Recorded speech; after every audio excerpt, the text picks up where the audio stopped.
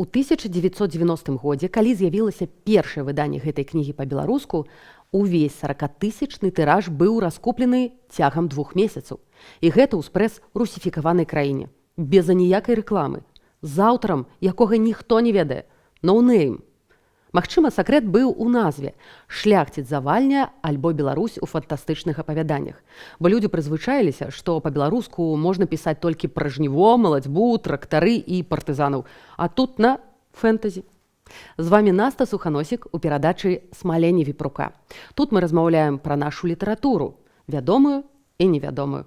А сёння пра першае беларускае фэнтэзі ад Яна Баршэўскага. Уявіце, што пачатак белліту гэта не пра саху і касу, а пра цмокаў, ваўкалакаў, прывідаў і заклятай скарбы. Калі відэа спадабаецца, я чакаю ад вас падабаек і падпіску. А яшчэ лепш каментар. Ну, пагналі!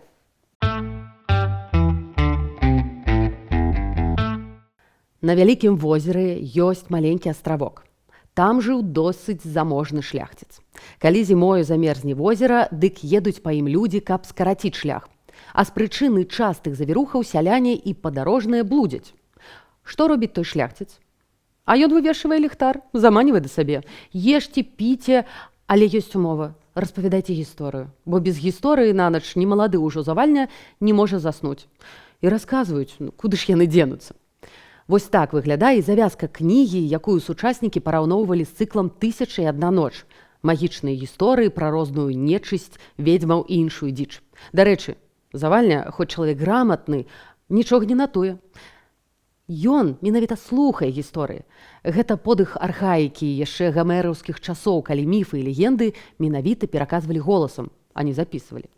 Наогул, усё ў кнізе адбываецца нібы па-за часам, бо і сам завальня жыве нібы ў нейкім дзэне ці сне. Хоць аўтар усё ж зрэдку дакладняе, што гэта пачатак 19 стагоддзя і праз полачуна на Маскву акурат прайшоў Напалеон. Гістарычная завязка ў зборніку, канешне, ёсць, але пра гэта я яшчэ раскажу. Завальня слухае гісторыі не адзін. Побач пляменнік Янка. Янка – гэта альтэр-эга аўтара, Яна Баршэўскага, які сапраўды ў 1810-х гадах ездзіў на возера Нешчарда на Полачыне на вакацыі, а сам вучыўся ў Петербургу. Пазней ён яшчэ шмат бадзяўся па свеце, а гэты край, паўночная Беларусь, стаў для яго магнітам і загадкай, якую той усё жыццё спрабаваў разгадаць. Але давайце ў рэшце-рэшт пра саму кнігу.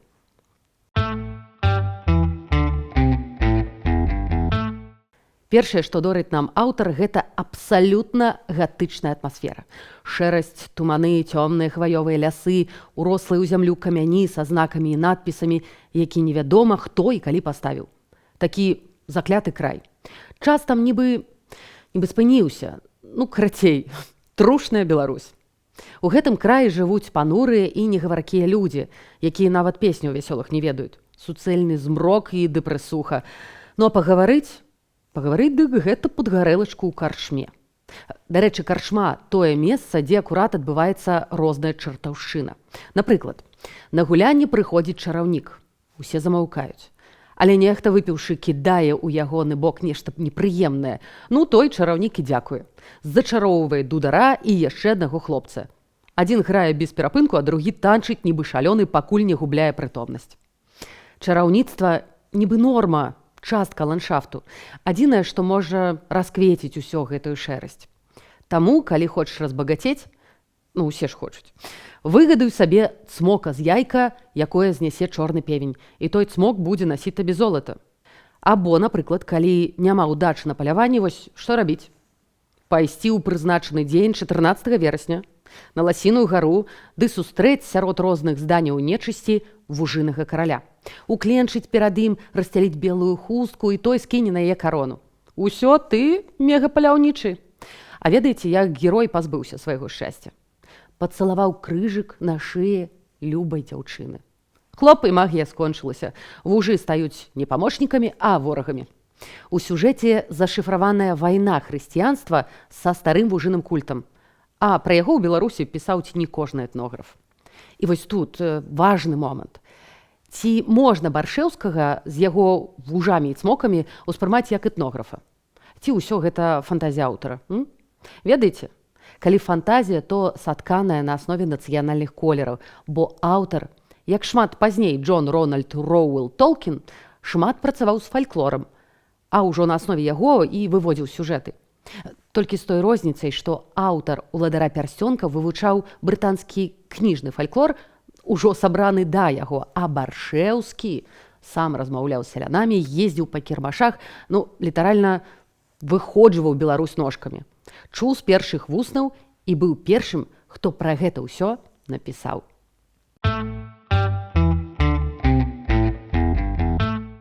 Мой аповед будзе няпоўны без яшчэ некалькіх сюжэтаў. Важных, бо архетыпічных. Канешне, гэта гісторыя пра плачку, здань, якая з'яўляецца на пакінутых месцах, вабіць і пужае насельнікаў краю. Кабета тая незвычайна прыгожая, вопратка яе белая, як снег. На галаве чорны ўбор і чорная хустка накінута на плечы. Твар хоць і смуглы ад сонца, але гожы і праглядны. Вочы жывыя і заўсёды блішчаць на іх слёзы. Яна з'яўляецца найчасцей у пакінутых дамах і ў пустых касцёлах і на руінах. А той край увесь як пакінуты дом ды руіна. Чаго ж яна плача? Аўтар дае нам падказачку. Сляпому дзеду і яго павадару малому хлопчыку плачка кажа: «Маліцеся». Ды кідае жменю срэбраных манет, а пасля знікае. На манетах партрэты каралёў ды герб пагоня. То бок гэта рэха сівых часоў, калі край яшчэ не быў зачараваны і меў сваё імя – Вялікае княства літоўскае. Людзі заўжды людзі, яны нічога не разумеюць, таму для іх плачка – гэта такі знак. О, калі з'явілася, давай капаць, і напэўна вось тут і схаваны скарб. Так хлопцы капаюць па горах, дзе бачылі плачку. Рыдлёўка ўпіраецца ў жалеза. Чыгун з грашыма, закрычалі ўсе з вялікай радасцю, але калі абкапаліся вакол і хацелі падняць чыгун з зямлі, убачылі, што гэта цяжкі жалезны панцыр. Ён закрываў грудзі шкілета, ля якога ляжаў меч, а на чэрапе жалезны шалом-шышак. Вырашаюць узяць зброю на памяць, хоць бы нешта. Але тут б'е маланка і побач вырастае сапраўдны волат у панцыры з мячом над іх галавамі ды кажа: маўляў, вы конченыя людзі, думаеце толькі пра грошы, а раскапалі магілу героя, які бараніў гэты край. Прыйдзе час падняцца з магілы мёртвым, і вы будзеце зганьбаваныя перад усім светам. Так сканчае ён сваю прамову. Яшчэ адзін персанаж у гэтую капілку. Сын Буры. Пра яго распавядае сляпы Францішак. Наогул, такая колькасць сляпых невыпадковая, нібы намёк. Людзі проста не бачаць нічога навокал, бо глядзяць толькі сабе пад ногі. Дык вось, сын Буры, вечы вандроўнік, валявы, моцны, па яго бурцы сцякае дождж вакол навальніцы. Яго бацькі загінулі ў няволі. Ён ідзе невядома адкуль, невядома куды. А ведаеце, каго ён шукае? Плачку. Бо гэта яго каханая. І калі сумясціць сюжэты, атрымліваецца, што вандроўнік шукае сваю радзіму, свой край. І тут мы пераходзім да галоўнага. Пытанне на $1 000 000. Хто ж зачараваў гэты край? Адкуль гэтае суцэльнае зло?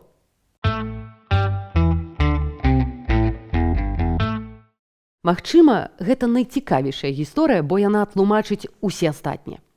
Было такое возера Язна, акружанае цёмным лесам. Там акурат сутыкаліся Полацкі, Себежскі і Невельскі паветы, самы паўночны ўсход Беларусі. І жыў там пан Скамароха. Аднаму з яго слугаў сніцца сон, што завітае сюды белая сарока, мудрая, шалёна багатая чараўніца, якой служаць мядзведзі ды псы. Камон, што за дзіч? Але белая сарока сапраўды з'яўляецца. Высокая, прывабная, з ружовым тварам, уся ў дыямантах, ды паводзіць сабе як гаспадыня. Калі ляцела, дык бачыла прыгожыя горы і лясы гэтай краіны. Тут вельмі шмат азёр.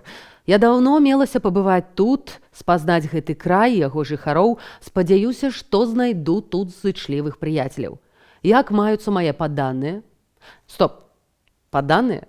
Хочацца спытаць ты, хто ўвогуле такая? Але сарока абдоравае Скамароху золатам і багаццямі. Пасля іншых шляхціцаў, яго кінтоў. То бок фактычна купляе іх. Усе за яе п'юць, цешацца. Клас? Канешне, клас. Але вось далей пачынаецца трындец. Усё жывое сохнет, у карова ўзнікае малако, мядзведзі рабуюць вулі, збіраюць мёд, паўсюль снуюць зграі ваўкалакаў. Кульмінацыя – хардкорны момант з сексуальным падтэкстам. Злыя духі носяць сароцы малако, выліваюць на падлогу, а яно цячэ вонкі глыбокімі рэкамі. Ну да. Нічога не нагадвае? Нам, магчыма, нічога, але для чалавека 19 стагоддзя ўсё ясна. Гэта Кацярына II, чараўніца з поўначы. Яна купіла, прывыражыла, абдарыла эліты нашага краю. Але пасела недобрае. Урэшце людзі бяруцца за стрэльбы і выганяюць сароку. Але зло, якое яна пакінула, распаўзлося па наваколлі. Тыя, хто піў за яе здароўе, п'юць слёзы няшчаснага люду. Пан Скамароха выехаў. І кажуць, быццам бы ён у палацы белыя сарокі ў абліччы страшнага мядзведзя вартаваў яе незлічоныя скарбы.